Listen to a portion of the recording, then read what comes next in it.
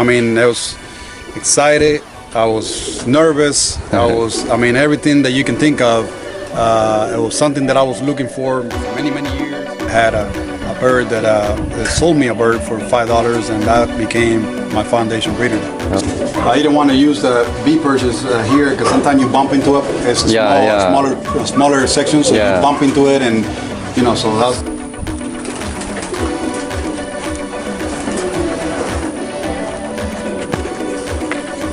This is a bird I call Los Azules, which is the blue.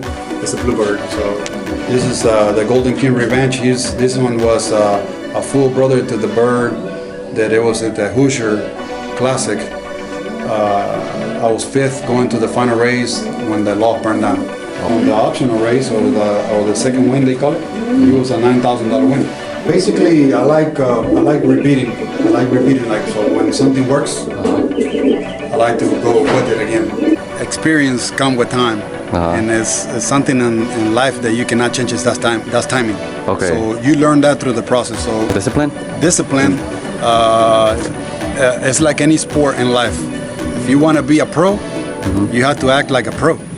Well, my name is Yoannys Sainz, and known to a lot of people as QBA Family Love.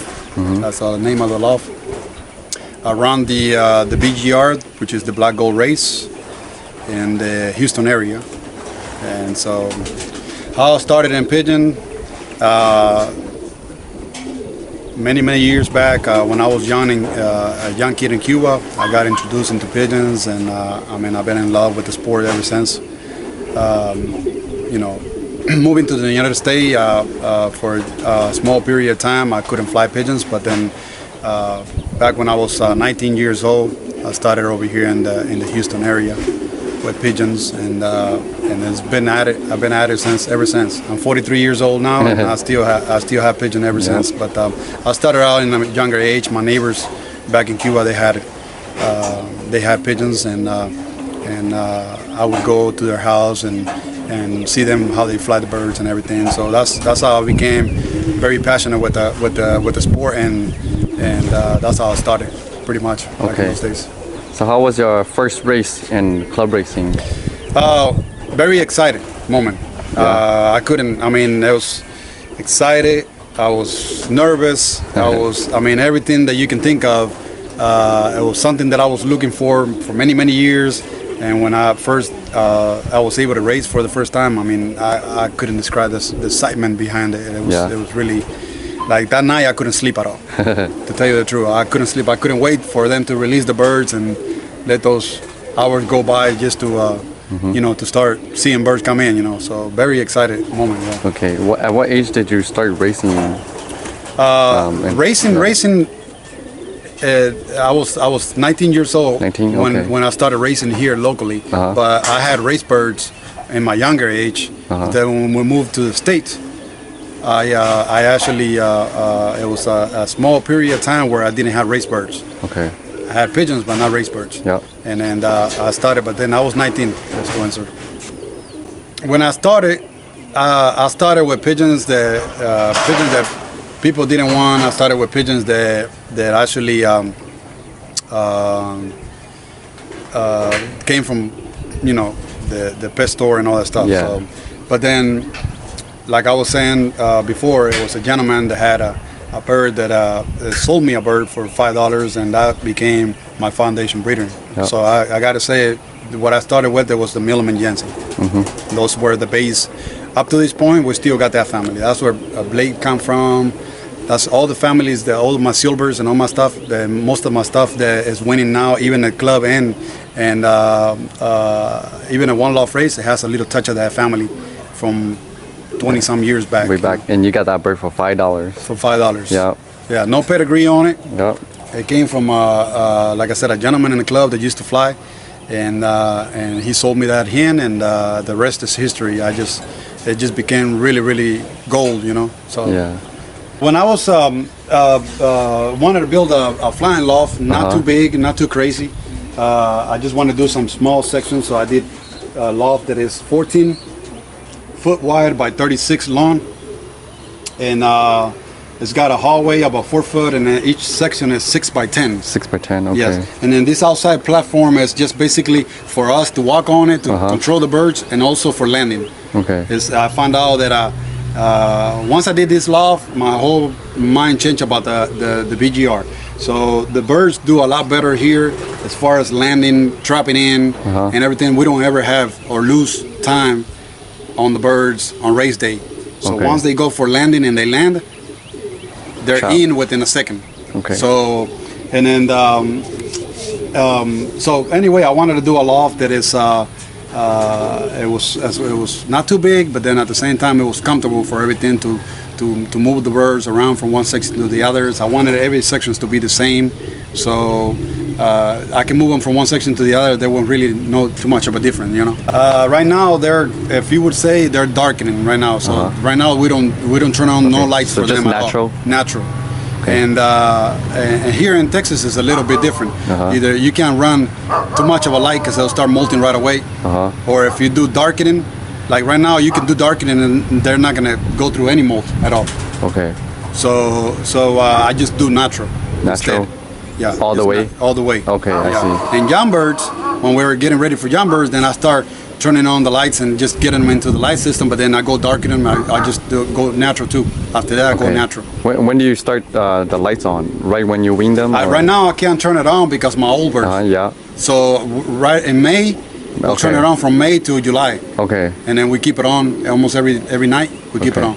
But in the Derby, I can do it now because it's not going to affect anything. Yeah. But over here, I couldn't do it because of the old birds. But we're almost going to be done in 3 weeks. 3 weeks? Okay. Yeah. So you do the same treatment and prevention for your birds, same schedule as a Derby, okay? Everything from here that is experienced here. You put it back into the one loft race. Put it back into the one loft race. And I think it works. It's been working, and so. Okay, so when you wean your birds and you start teaching them how to trap and learn the areas, do you put them in the cage behind you right there? Yes, this cage is moving. It's a moving aviary. We can move it from there and then position it right here, and the birds can start coming out and trapping. And you just let them come in and out. In and out. And learn how. Okay. And then once we get ready to settle them, then we just give them a bath. We take the cage, we move the cage to the other side, and let them do what the.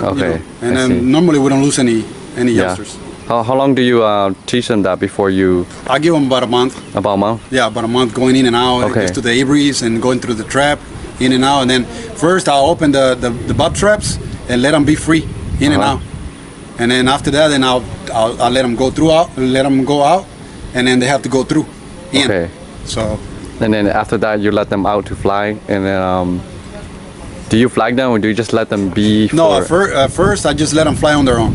Okay, so. Then later, start flagging them if it needs to. Normally, young birds, you don't need to flag them that much. Yeah. Because they got that energy, you know. Yeah. They fly really good in the early stage. So we don't flag really in young bird. We don't flag that much. Okay.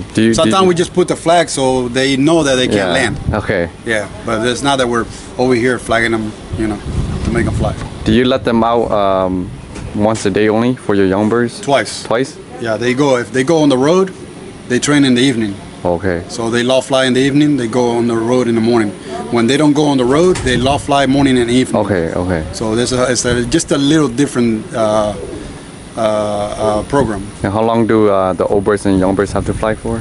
At least about an hour and 20 minutes. For both? Yes. Okay. Morning and evening. So in young birds, I fly road train them 40 miles. I don't go past 40 miles. Oh, you don't go past 40 miles? Okay. No.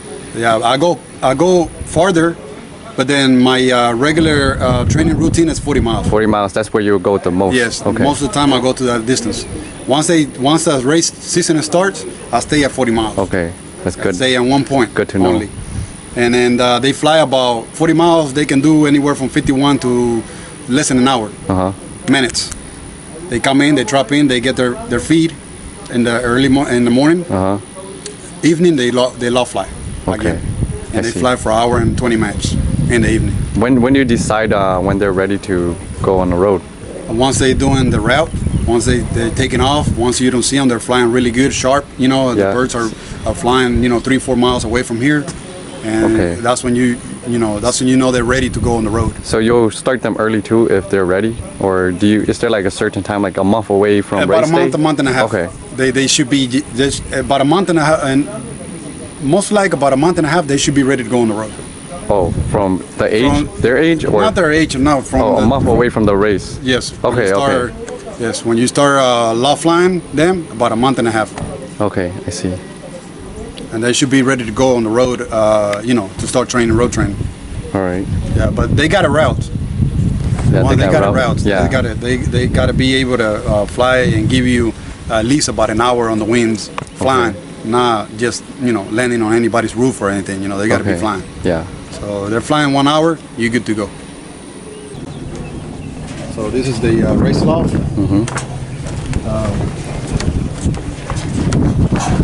This whole thing is the landing board. Yeah, this whole thing is the landing board. We got 3 antenna pads. We're gonna let the old birds out. Oh, okay. So you can see them. So close that, come in, and you might want to stand over there. All right.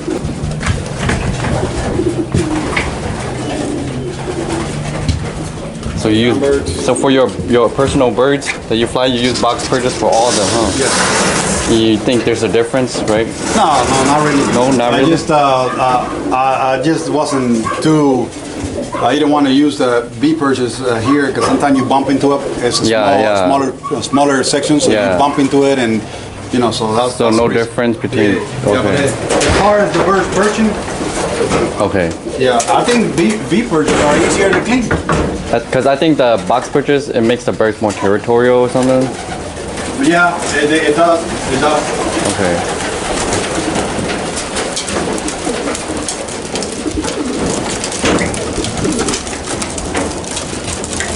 So these birds will be flying 400 miles on Monday. Okay. So we're shipping tomorrow night for a Monday race.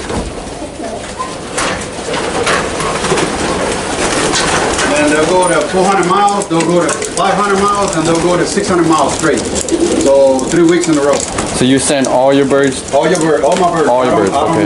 You don't select. I don't select. I don't give them. I don't give them no break. They all gotta go. Okay.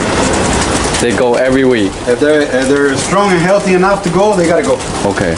I'm selecting young birds for one loft race. And of course, some of my young birds that they're gonna be going to one loft race, they're in here.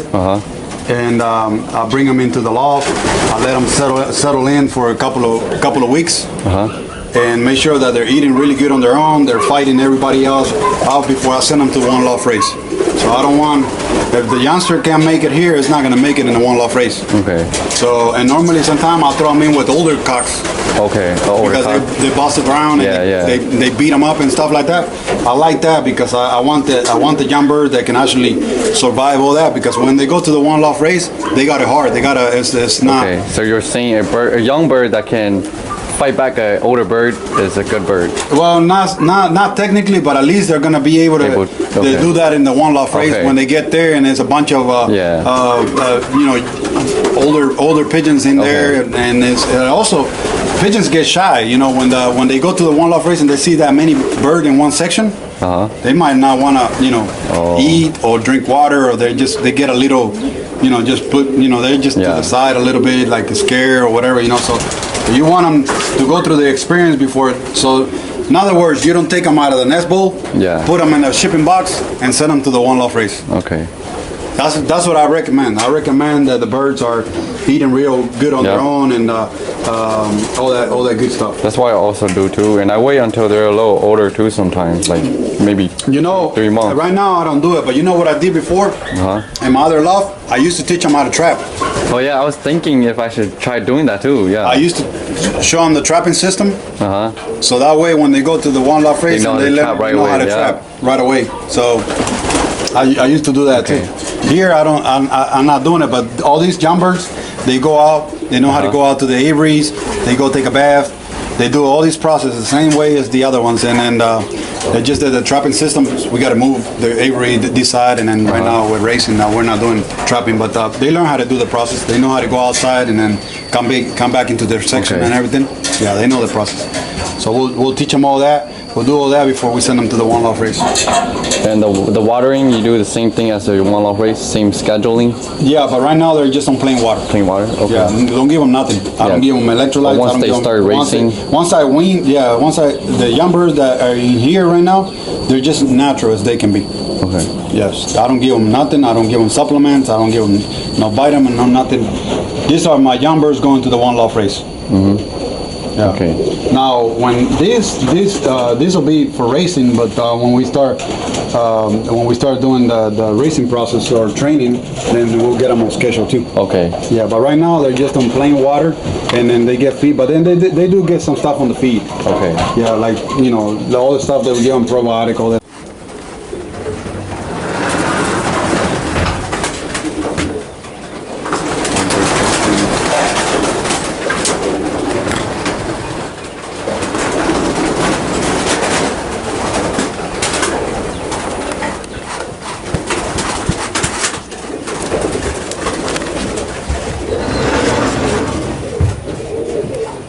This is one youngster at Lucky Porch and Miss Rosita, which is the pair that I was telling you that always score for me in different type of one-off race, but they always used to score for me. So this youngster will be going to Cuevas Classic, and I think he's just maybe he hasn't dropped his first fly yet, but I just weaned him and brought him over here just maybe about a week ago. Okay. So now he's good eating on his own and everything. They're almost ready to go, but I'm gonna wait. I can do a little bit of the cameraman. But that's a youngster that I kind of like, and So I like everything about him. I like his back, strong back, nice muscle, something you can work. A little bit bigger. yeah.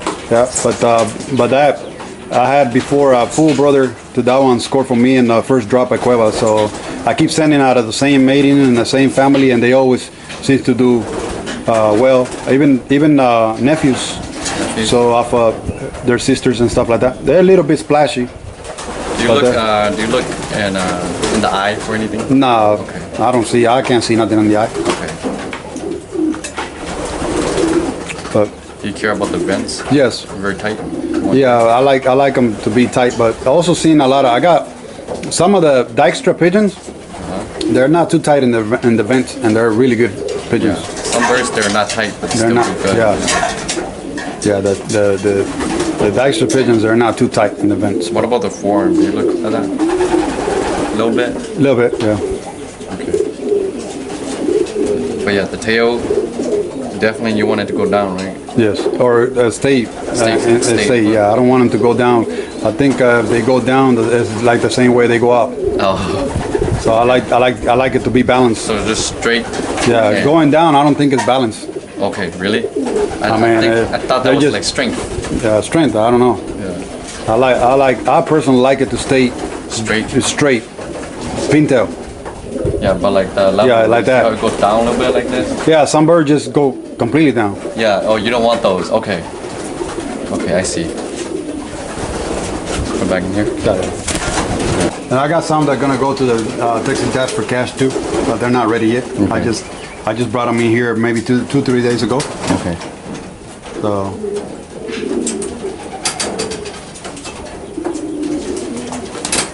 see that humidity is killing them. Yeah.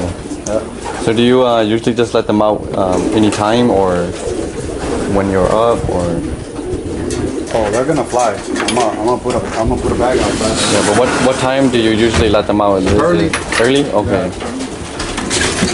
So this is where Okay. we set up the breeders in here only this year just to get us by. Just to get you by, yeah. Yeah, just to get us by. And we made a few pairs to basically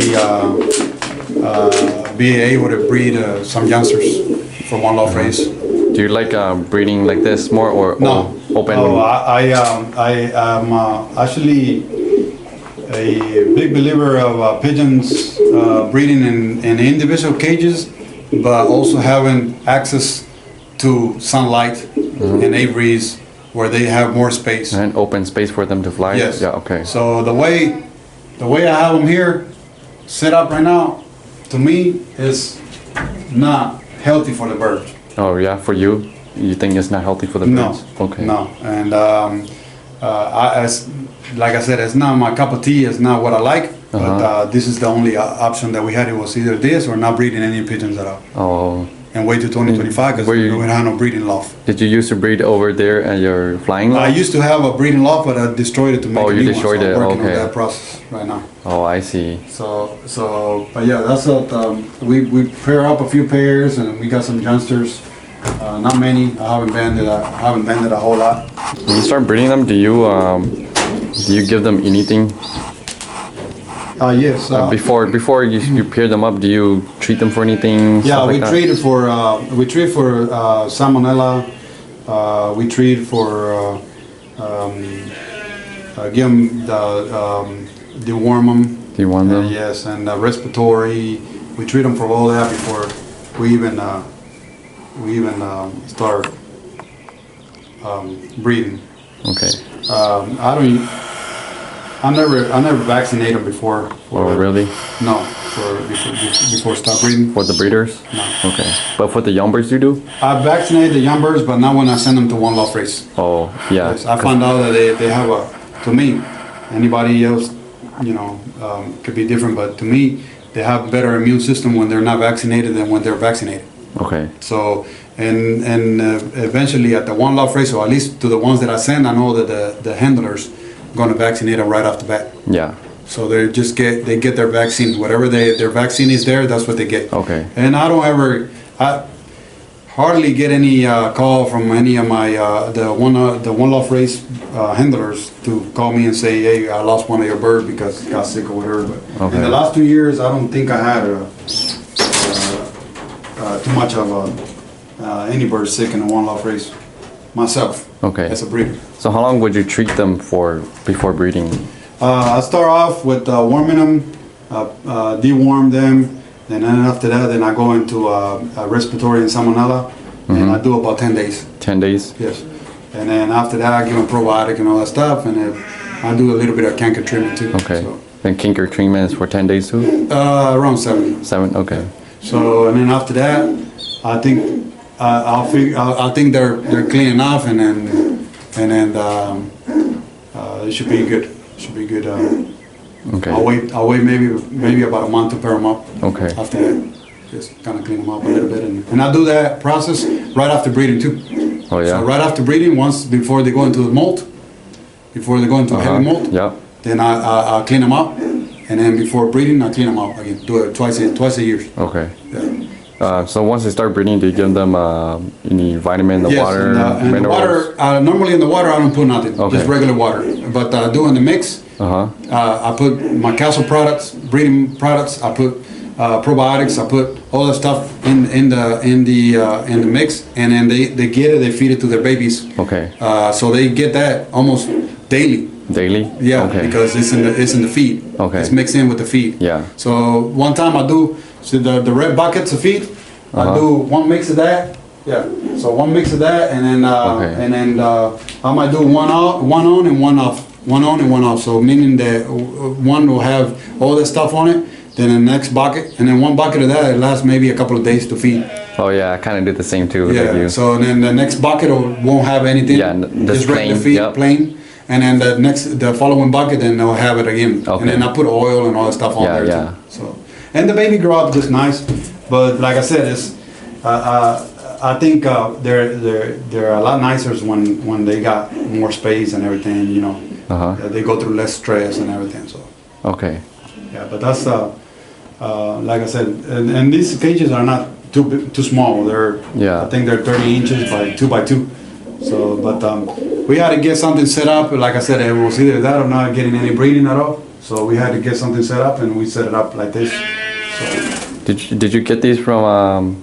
No, we made them. Oh, you made them too? Yes, we had a lot of leftover 1 inch by 1 inch wire, and then we made those.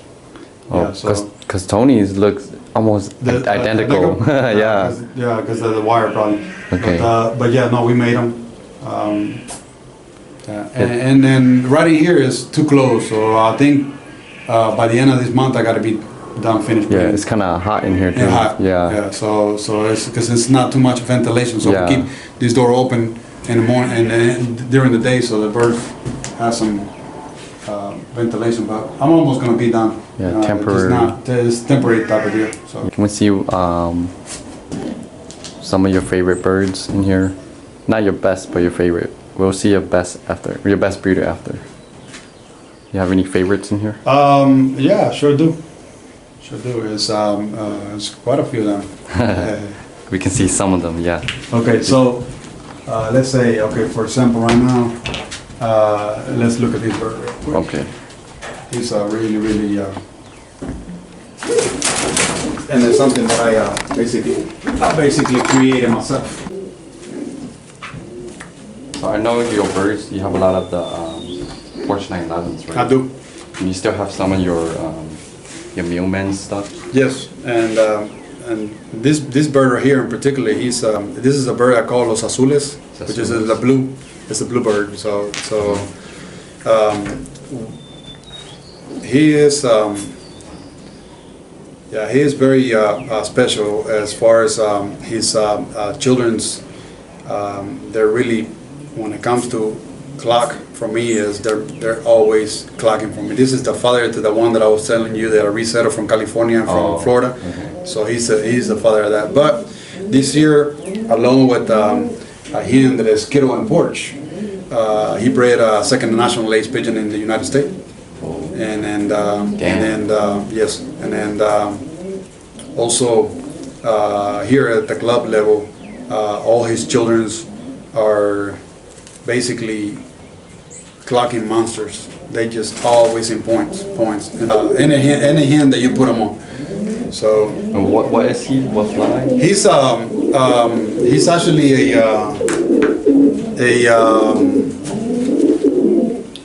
he's a mixer. He's got a little bit of Gabby in it. Okay. The Hooven. It's got some of my old Milliman stuff back to the old days, and then also it's got some 9969 Jensen, 969 Jensen, and it's also got some of the Golden Prince blood in it. His brother,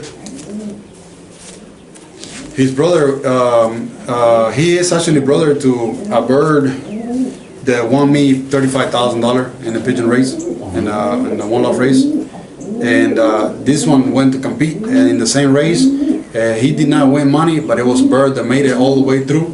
And when I got him back, it was something, it caught my attention, and I said, man, I'm a breed out of him, because I had sold the original pair, the parents, and then I kept them for breeding. So now he's a brother to the mother of the $120,000 winner in the Royal Cup just this past year. Okay. So his sister bred the Royal Cup 2 times, first place.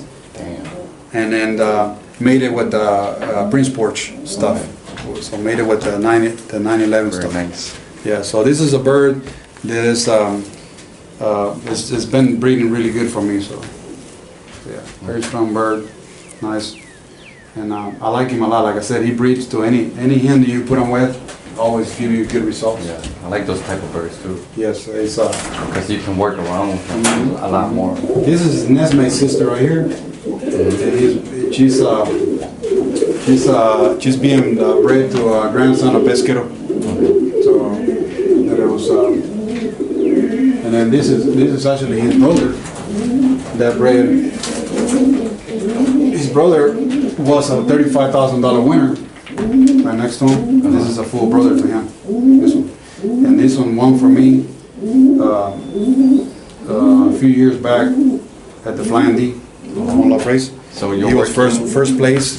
This is the Golden King Revenge. This one was a full brother to the bird that it was at the Hoosier Classic. I was 5th going to the final race when the loft burned down. Oh, that time. Yeah. So this one is also the father to a $9,000 winner last year in California as well. Damn. Yeah. So, but this one actually flew and actually won me $35,000. This is the first bird that won me big money. Oh, big money. Yeah.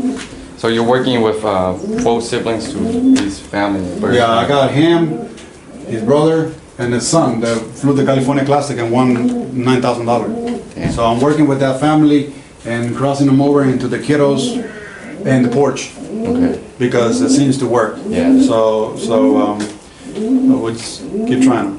And you know they're actually the same birds that I used to fly in the club.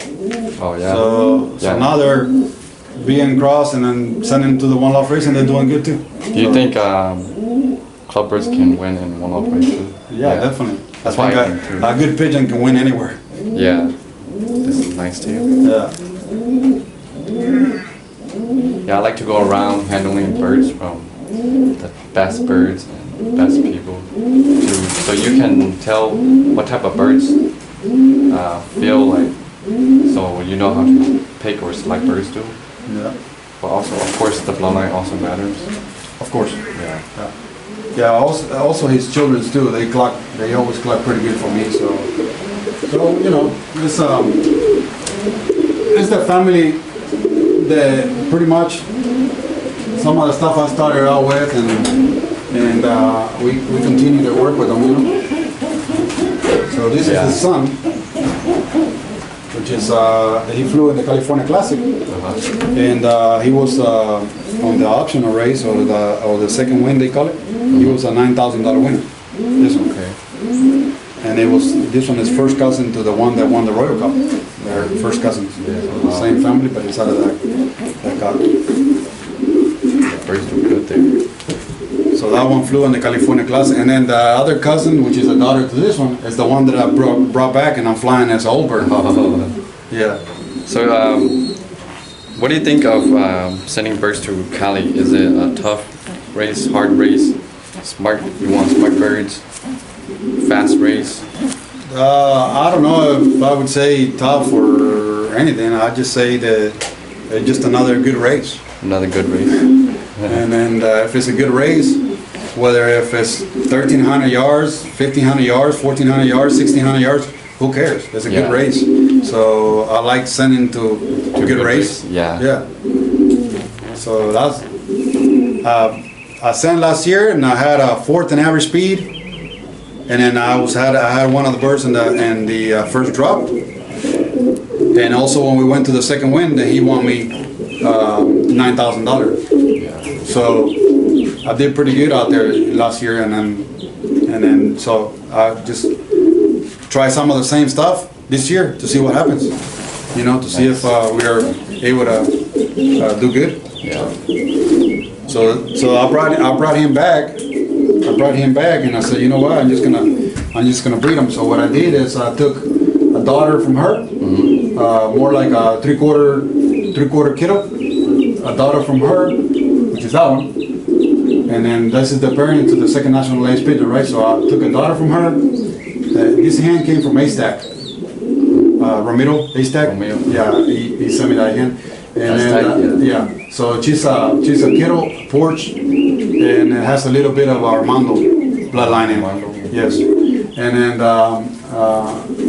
to him, when I put them together, it was an explosion. So my second national, she's over there. She's just being bred. So what I did, I took a daughter from her and put it to him because he's an uncle to this guy. So it's in the same family. So I'm trying to make the same. I'm trying to make the same pair. Yeah, like you just repeat the same style of mating. Okay. Yes. Can you show us your best breeder? My best breeder? Yeah. Right now, it's really, I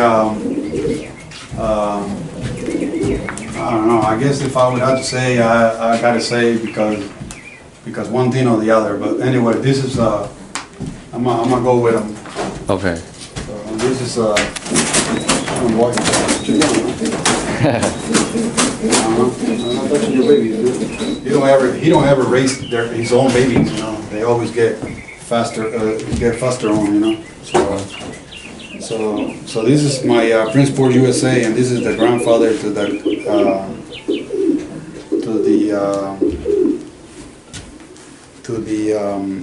Royal Cup winner. 2 times. So this is a porch. Porch, yeah. Yeah. So him and my son in 911, they're really good breeder for me. But he's already grandfather to a lot of money winners. And also, I got one of his daughter over there last year. She was really good racer for me. And black cockbird over there is a son of him too. Oh. Yeah, with his black hen. Oh, okay, I see. Put them together. So they're actually that one flew the Texas Center Convention, and he was on the drop towards the final, like the semifinal and the final race. He was on the drop twice. So I brought him back and I put him to breed. I want to try him out because he's black too, you know. Yeah. So yeah, I put him on a granddaughter Angelina. Angelina? Yeah, from the kiddo stuff. Yeah. Yeah, and best kiddo.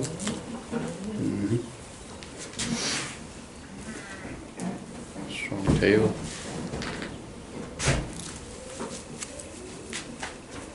Yeah, I don't have any porch 911, but I do have some kiddos and best kiddos and Grapo stuff. Yeah. Grapo, yeah, I got Grapo. This is a granddaughter of Grapo right here.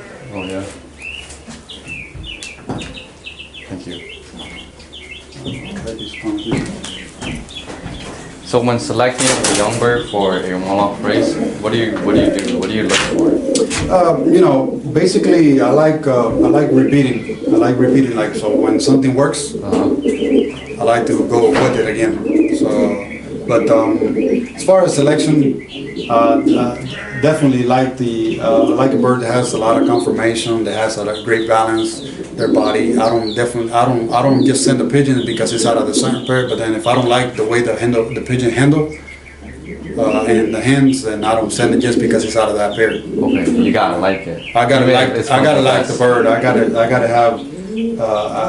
see that the youngster has a good good strong body on him, and it was fed well and through the and everything. So even if it's from your best, you won't send it if you don't like it. Okay. Yeah. So if I don't like it how I handle it, I just don't send it because it's out of mom and papa, Yeah. So that's basically what we go. And then if I send something to a certain race and it works out, I like to repeat it. I like to keep just sending out the same thing. Okay. I think it's always gonna work. It's always you're always gonna achieve some kind of results. If it worked before, it's probably gonna work again. Okay. Yeah. Might not win every year big money, but most likely will be in the money. Yeah, I see that too. Yeah. I got this pair right here. He's a son of my Porsche 911, and she's a kiddo. And this pair right here, they win. Like I send their offsprings, I send their babies to every race, and they always got a bird in the money. Okay. Sent to Florida Pigeon Derby, I got in the money. I sent to the Golden Valley, I got in the money. I sent to Cuevas, Direct and Grandchildren's, they got in the money. One year I was eco first at Cuevas with the son. So, like everywhere where I've been testing them, they get in the money. So when they're like right there, almost like in the first or top group, do you add speed to them or what? Do you just keep them the same? Well, I've been keeping them the same because I believe that somewhere down the line something's going to score big. Okay. And then I've been keeping the same pair because they always look for a way to be in the money. And it's very consistent. Yes. Yeah. And that's what you want. Okay. So I think when they get the right race, the right type of speed or whatever, they're gonna come through and win. Okay. Thank you. So I keep reading the pair and hopefully this year we'll see much better results out of them. All right. Thank you. What is one advice you can give to new people in the sport if they want to race or do club? Race in club or do one-off race? I think we did that one-off race, right? Yeah, we did one-off race already, but... Okay, so yeah, but club, I always say that if you're starting in the club, the best thing is to to try to get advice and from your local area, or get you, if you don't have no clue about pigeon, get a mentor, somebody that does good at club levels. And also, if you can, to minimize time, get you some birds. If you're gonna be club racing, get you some birds from maybe somebody that is winning locally. Yep. Those birds will bring you success right away. So I think my advice is to go to somebody that is doing has having good success, and try to acquire some of the bloodline. Yeah, because you might spend a lot of time trying to buy birds from everywhere, bring them in. They might not do the job for you. Yep. And that's correct. But nowadays everybody seems to be into the one love race more. So Yeah. So they think club racing is just any pigeon, you know. Yeah, and when I wasn't doing good, I also went and bought from local people, and they were my best birds too. They were the best birds. Yeah. I guarantee you. Yeah, those are the birds. They're used to the climate. They've been flown around in the area for a long time. Yep. And eventually, if you do things right with discipline and passion, like I always say, you're going to be successful too. Because those birds, they know genetically, they know what to, what to expect from them, and they know what to do. So I think the best thing is to go local to somebody that is having great results, and try to acquire some of that bloodline. Okay. Just like in the one love race, I would recommend somebody to go to people that is winning all over the place in one love race, and get some of their bloodline. Yeah. Because eventually, that you're gonna breed pretty much similar to what Yep. what they winning with. So. Okay, thank you for that. If you knew what you did now, what would you do differently for your club birds? What would I do different? Yeah, what would you do differently? If you knew what you did now. From the beginning to now, and I think it has rained a lot since then, but I think experience comes with time, and it's something in life that you cannot change. That's timing. Okay. So you learn that through the process. So meaning that if you start off from the bottom to get to the top, there's no way to jump that time. And so it was a lot of things that I could do back in those days if I would knew what I know now. Okay. You know what I'm saying? Yeah. It would have cut a lot of my waste time, many years of wasting time, but at the same time, like I said, that gave me experience. Yep. That gave me everything that we are right now. Okay. Without that, I would have never know all these things. things. So yeah, it's tricky, but it's the way it is. Okay. You have to, if you're coming from the bottom, you have to take the steps. Okay, yeah. It's hard to just cut everything and then go up to the higher level, because when I started, nobody would tell you nothing. Yeah. It was all kept a secret, and you had to learn on your own. Yep. So, and that's exactly what I did. Nobody gave me nothing. I didn't come from, I didn't have a pigeon fancier that gave me his top birds or anything like that. I started from the bottom, and so I climbed. Now, there's a lot of things that I could do, I could have done if I knew everything that I know now. Yeah. Okay. So definitely, that's good. What are some quick tips you can give to a beginner or someone who wants to do better in club racing? Discipline. Discipline? Discipline. It's like any sport in life. If you want to be a pro, you have to act like a pro. Okay. Pigeon is the same way. If you want to be a pro in the pigeon, you have to act like a pro. You have to be disciplined. You have to spend time with the birds. You have to train them. You have to feed them right. You have to medicate them right. You have to keep them healthy the whole year, not the race season only. Pigeon is year round. You do not keep pigeons healthy just 3 months out of the year. Yeah. And then the rest, heck with it. You gotta be disciplined with it. So my recommendation on that is to be disciplined. Okay. Thank you for that. Yeah. Thank you for today. Yeah, thank you. Thanks, man. Appreciate it. Thank you.